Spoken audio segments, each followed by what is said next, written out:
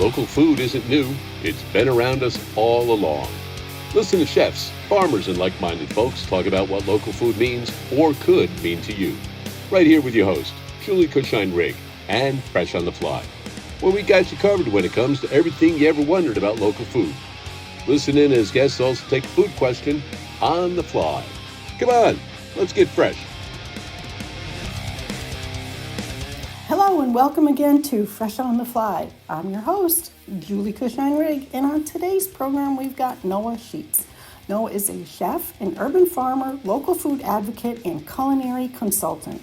And Noah has also worked in fine dining restaurants, owned a bakery, taught courses in culinary arts, and served as the executive chef at the Governor's Mansion in Albany through 4 administrations. Noah has also worked with food service provider Cura Hospitality at Hudson Valley Hospital Center, where he planned healthy seasonal meals made with local ingredients and also held cooking demonstrations at the hospital's bi-monthly farmers market. As if that wasn't enough, Noah has also worked as a cooking instructor at the Federal Correctional Institution in Otisville, New York, and SUNY Cobleskill, where he taught culinary arts students cooking the fundamentals and importance of working with local and seasonal ingredients. We're happy to have you, Noah. Welcome.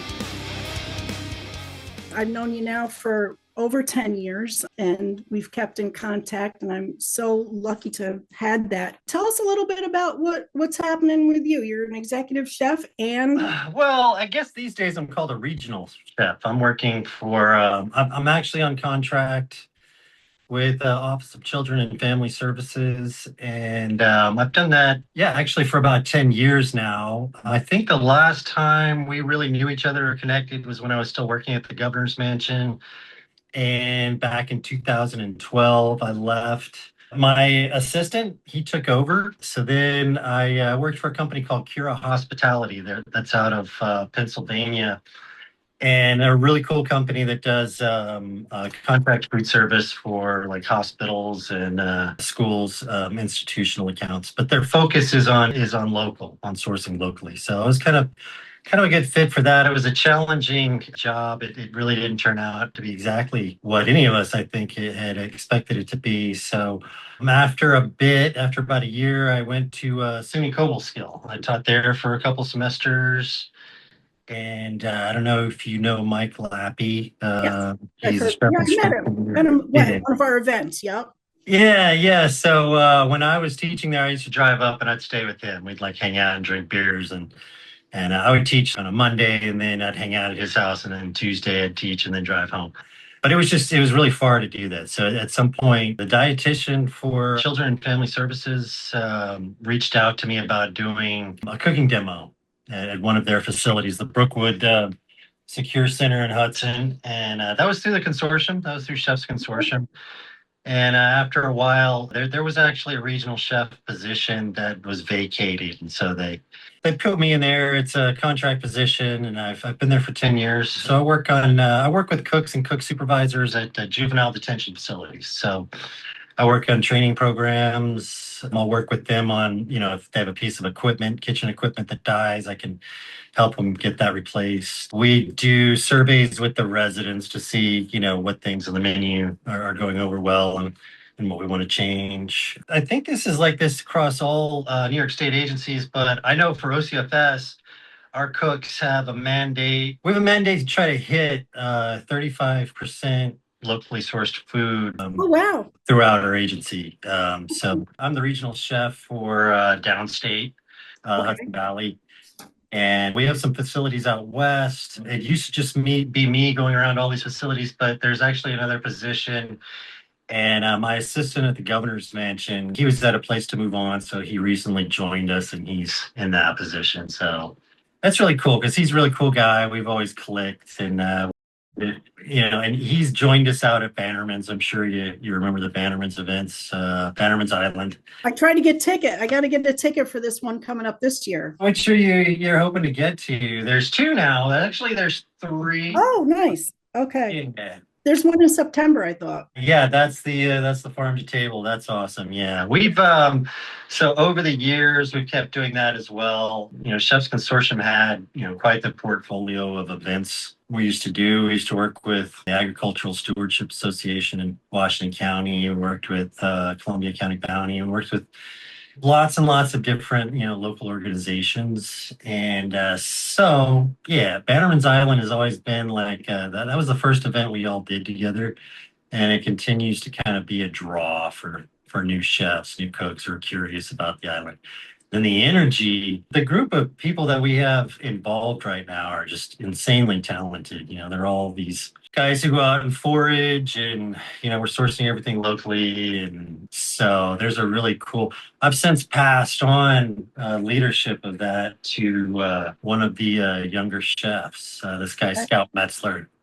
He worked with Rebecca Joyner forever and ever. He was like 19 when I met him, like Just a kid. Yeah. 15 years ago. Yeah, but he's continued to work with us, and he's worked with other chefs, and he just keeps working, in new positions. And he's gotten really, really good at foraging. So when chanterelle season's going, he's out there, foraging chanterelles, but all kinds of stuff: elderberry flowers, morels, little edible greens and stuff. Very nice. Yeah, I can see that as another whole subject for one of our other future podcasts.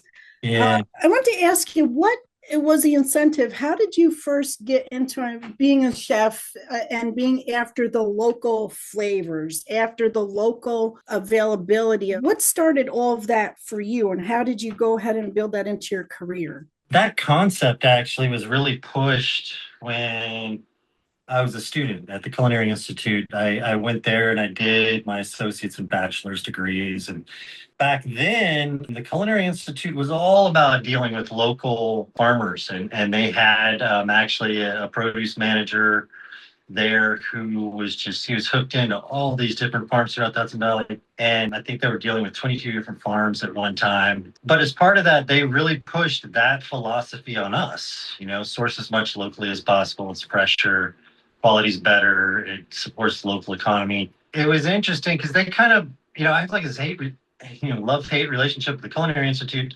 They've since moved away from that, and they embraced like a larger food service model, and they were, they cut back on the number of farms that they were dealing with. But I mean, that was always my thing, when I started baking, I was using Ronnie Brook for butter, and I was using King Arthur for flour, and Feather Ridge for eggs, and as many local sources as I could. And the guy I worked for, that I cooked for in Cafe Tamayo, James Tamayo, he was the same way. Like when he was a culinary grad, he graduated I think 10 years before me, but he was the same, of the same philosophy. He drove around picking up duck legs. He had a huge garden in the back of the restaurant.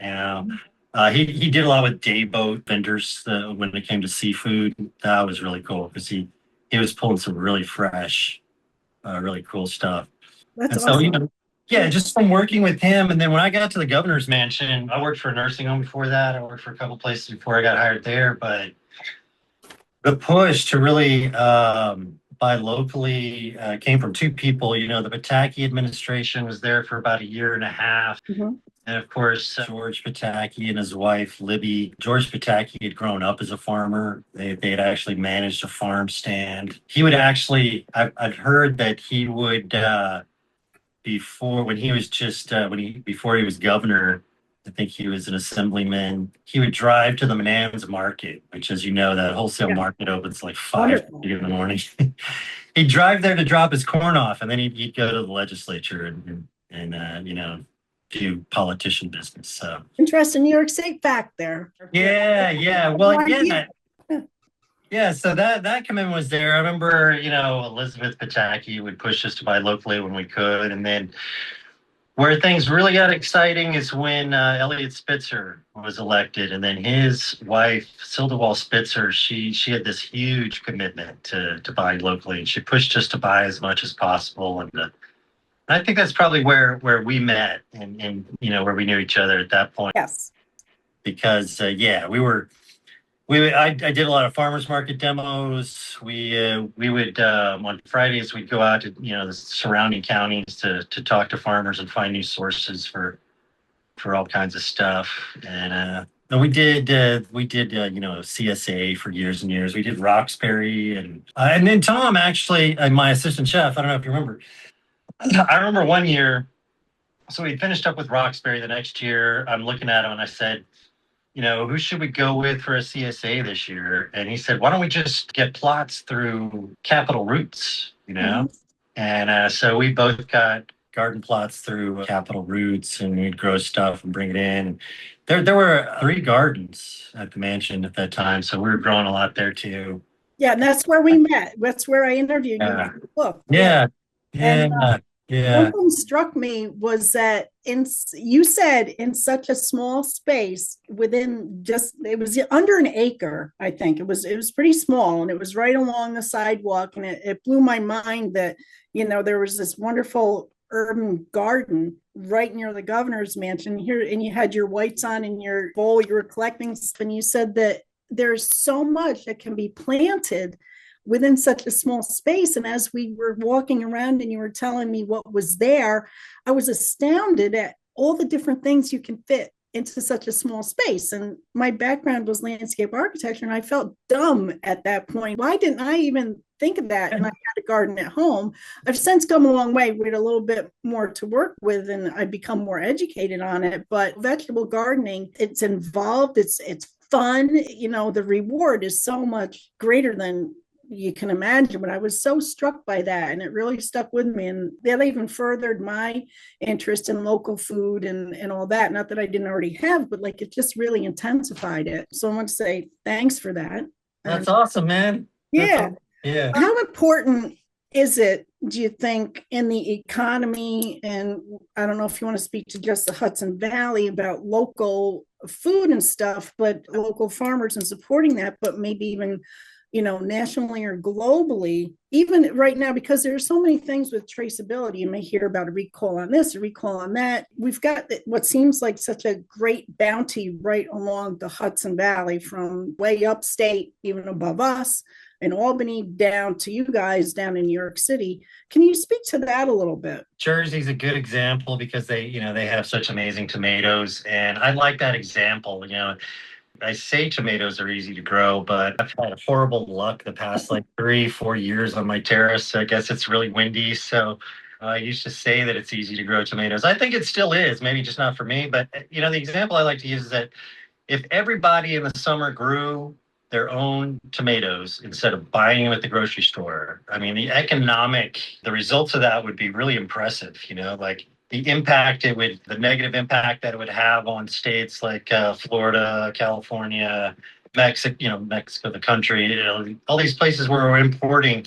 But the other thing is that it saves money that could be reinvested in the local economy, and even buying local tomatoes, just making that investment with a farmer in a local economy gives that farmer, it's the multiplier effect, which I first heard about from Martin Pink, the executive director at Hawthorne Valley Farm. But the multiplier effect is basically buying locally means that the money gets reinvested locally, and then it just on down. The money you give a farmer, he gives that to some other local business who again in turn passes that down to local businesses. So in that sense, I think that what we can grow is really impressive. One of the things that I always found discouraging is that local food, by and large, is more expensive. Like just, the smaller farmers, the people that we work with, they're larger farms in other places that, have economies of scale, and they can produce things that are on a cheaper level. But I really became discouraged doing all the farmers market demos and promoting local agriculture as much as I could, just to sort of find out that for many people, it's not about that. It's about just saving money, just buying things as cheaply as possible. But I know from my own experience, just going through the Hudson Valley and even beyond, like Schoharie and Washington and those counties, there's really nothing. I mean, it's really impressive, all the things that we are growing. I can't, citrus and things like that we're not growing, but we're growing lots of different grains. Don with the Wild Hive Farm has really been championing the local growing of grains through lightning seed farms. So, I mean, that's been really interesting. One thing that I know very little about is how cannabis and hemp have sort of played into the local agricultural system. I was more like about finding places for vegetables, mushrooms, proteins. And one of the things that, as far as sourcing locally, that was starting to happen before I moved away from the mansion, was that you had these distributors who were, whether they were, just entirely their own distributor, like farm to chef. I don't know if you remember, out of Washington County. But then also you had people like Ginsberg's down in Hudson who are starting local food programs. Cisco started a local food program. US Food started a local food program. And so they're pulling from local producers, and that was making it a little easier to get local products, because that was the biggest challenge as a chef, to work with local ingredients. So it's, how are you getting products there? Because a lot of farms don't deliver. Maybe they're working with wholesale suppliers that come and pick up. But Okay. Are those bigger ones like the Ginsberg and the Cisco and all that, are they still able to incorporate more of the local stuff, or is it still? yeah, Okay. yeah, when it's available too, and then there's also like up in way up in Utica, I can't remember what they're called, but there's another supplier that's like Farm to Chef, except they deal with vegetables, and they're pulling from all the producers up there to Okay, great. locally. Yeah, but I mean, as far as what's available, I mean, any salad green, tomatoes, all the root vegetables you can imagine. We really hit the root vegetables hard in the winter when we were trying to, at the mansion, we were trying to really honor that local commitment. I know there's a guy now, for a long time, I thought the coolest thing was Local Oceans, which is now called, it's in Hudson. It's now a steelhead trout farm. Really? Oh, Yeah, okay. huge steelhead trout farm, which is a lot like salmon. So that's Yes. really cool. Local Oceans was raising, a couple of different varieties of saltwater fish, but now, and I wish I could remember what it's called. The guy's name is John Ink, but he's got, in that same facility, he's repurposed it, and he's raising steelhead, and he's That's awesome. I've caught a steelhead out of Lake Ontario. But all right. I played it and we ate it and everything. I want to touch on the topic of eating seasonally, and it goes back to within the economy. Maybe don't buy the tomatoes that aren't looking great, in the middle of the supermarket in the middle of December. Is something like that the average consumer, maybe little things like that, maybe let's not purchase things that are kind of out of season for our area. That way maybe you're buying more of the local stuff. What can we do as average, grocery shoppers to promote or help with the local?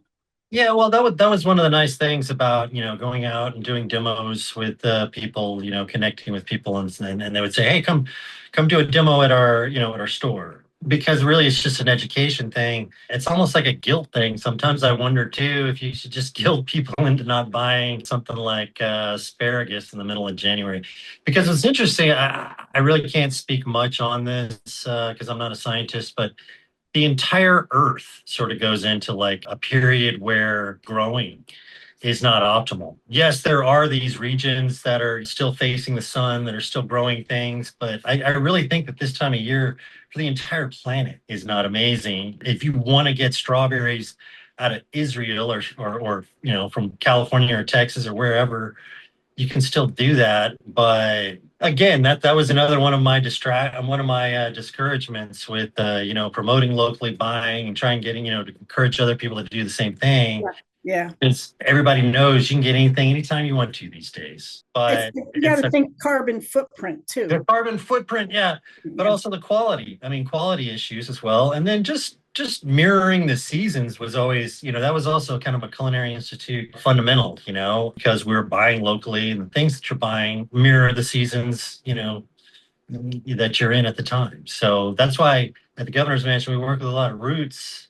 In the winter, we actually work with Schoharie Valley Farm, who is Richard Ball. That's Ethan Ball. They were like one of the only farms to still have a big storage of roots, and so Ethan would go to the Menands Market back then Brickman was in the Menands market, and he was dropping off, and so we would pick up with them. And that's who, Deep Brickman, they're now part of Driscoll Foods, I believe. They're part of a bigger distributor now. They had two things going, which is that they had their own local program. So they were sourcing, you get hand melons and local lettuces, and there were a lot of farms. Yeah. Then they had an amazing fish program. They had this guy, Doug, I can't remember Doug E's last name, but he'd been over at Cousins forever. And then he came to Brickman, and it was amazing. Yeah. The stuff that he pulled, the freshness of the stuff he pulled. And then sometimes I'd take up, like, if I could get a bunch of stuff from Local Oceans, I'd take it there to have them break it down, because they were faster than me. Good fishmongers, eh? Yeah. But yeah, so that was the cool thing. There's so many like cool vegetables, and as far as what New York State, the Black Dirt is an area that I spend a lot of time in now. That's always been a really fascinating growing region to me. They used to grow a lot of artichokes there, those guys.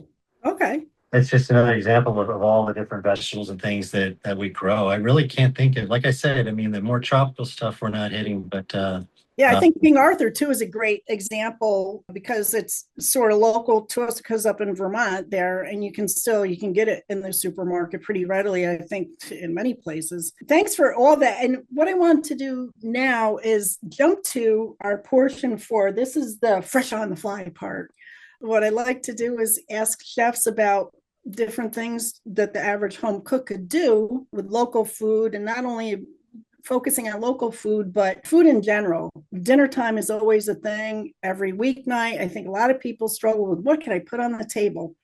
Is there one meal that you could think of, or one thing that you could cook once, maybe on a Sunday when you've got time, and then you can eat like 2 or 3 more times during the week without a repeat? Is there a good example that may or may not incorporate some local stuff, or that you could think of? Well, I can really kind of just tell you about how my family works, which, by the way, I do, 90% of the cooking, because I'm sure.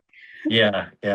But one of the things I've noticed that works out really well is like leftovers repurposing. So what we'll do is sometimes I'll get some steaks. Sometimes I get local steaks. There's actually a place over by my son's school that's actually pretty decent. So we'll get some local steaks, and we'll cook up steaks for the kids. They'll eat as much of, those steaks as they can. When you store something like that, reheating starts to get a little weird. So what I end up doing is, and I just figured this out because the kids are how they are, but they all seem to really like stew. So we'll cook steaks one night, and then I take those steaks and I'll cut them up and make like a green chili potato beef stew. And that'll stretch out. And they really love, like, one of the kids really loves the potatoes especially. So I always make it kind of potato heavy. That is the kind of thing that any kind of stews like that, those are the things that last. One of the other cool things that I'm seeing these days are like the salad blends. My wife gets these salad blends from Trader Joe's, and they have a little kit with like some seeds and maybe some croutons and then like a salad dressing or whatever. Those kits will just like full on rot in our refrigerator. But I pull those packets out because I don't even think you need the mix. You just need those packets, because all the salad greens these days are triple washed, and that's incredibly convenient. So if you have one of those packs and you just hit it up with some salad greens, that's an easy hack. I got an Anova Smart Oven. I think that could help a lot of people, because what that does is it takes like the guesswork out of internal temperatures. Sous vide. It's funny, before I got into it, I thought it was hard or something. So for like a year or two, I was like, I'm not going to figure out what that trend is. It's hard, whatever. And then when I got into it, I was like, oh my God, like what? Why did I do this sooner? For me, it's really easy, but I think for anyone, it's really easy. I'll agree. I want to separate and say I totally agree. And my husband and I just started sous vide a couple of weeks ago, and we're amazed. And I didn't even know what it was, but it's cooking within a vacuum kind of, but there's a whole thing. Folks can Google it. I think it's brilliant. As far as cooking meats go, like you could take an entire pork butt, some big, 10-pound piece of meat. You can sous vide that at a constant temperature over how many hours it takes, and they're experts on on the internet. He'll tell you exactly how long Yes. you should be cooking these things. Yeah, So it's really demystified cooking large pieces of meat or all kinds of things from that sense. So educating more through sous vide, I think would be cool. You know, a lot of the grocery stores and even wholesale produce companies, they're making these products where, you know, the onions, the celery, the carrots, it's all chopped up, you know, and it's easier because I can tell you the more convenience, the better. Because this happened a couple of times, but my wife has, she works with people who are doing Blue Apron or something like, you know, one of those services. I don't have anything bad to say about any of those services, by the way, the home meal replacement services. Some of them, like Blue Apron, are a little too involved. Like the amount of work that I did as a chef, and I can move quickly. I just started kind of doing the math for people who are not at all chefs. And I think that takes too much time. There has to be a way to, like I said, speed that up with having things that are already chopped or maybe dealing with, like super small onions. I don't know what the solution is, but having novice home cooks chop a lot of stuff is bad. And I can tell you just from my experience with my cousin who's got a family of her own. She's got 3 kids, the husband. They're both lawyers. She's tried all those services. You know, she's worked with companies that'll drop off meals. She's worked with Blue Apron. It's a huge, huge, huge challenge for everybody. I mean, I every day I think, oh, it's so fortunate that I can cook, that I can chop fast, that I can, I have ideas about what to do with leftovers, or if we don't have a lot of stuff in the refrigerator, my chef brain will say, oh, I'll, whip up whatever. But that's me. Right. My cousin does not cook at all. She hates it. So how do you make that? How are we pre-packaging things in ways that makes throwing together a meal easier? Cooking it's a challenge when you don't know like how to cook and stuff. But I think it's something that you can pick up and learn, and if you've got some good guidance, or even YouTube and Google nowadays, and all the millions of different shows that are on. If you've got a few minutes, maybe just Google something, and then you learn one thing after another. And if I had known then all the stuff that I would have learned, I'd have been like, you're out of your mind. I can't cook all that. It was piece by piece. It was little by little. You build on it and all that. But no, I would say thank you so much